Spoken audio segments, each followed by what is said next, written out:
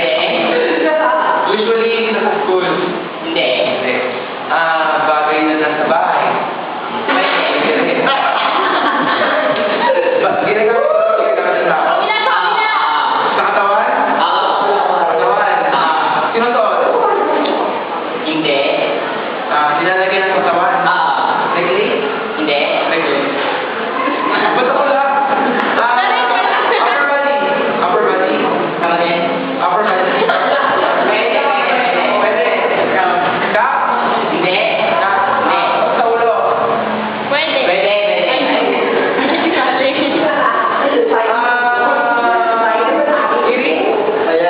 Pambabae? Pambabae? Pwede. Pwede. Malalaki ba din? Pwede. Pwede. Alam ko to. Pag-usapan natin to. Salamin. Hindi. Sa ulo. Pwede sa iba pang, pwede ba sa ibang katawan? Sa ibang body part? Oo. Ito. Oo. Sa kamay, pwede din sa kamay.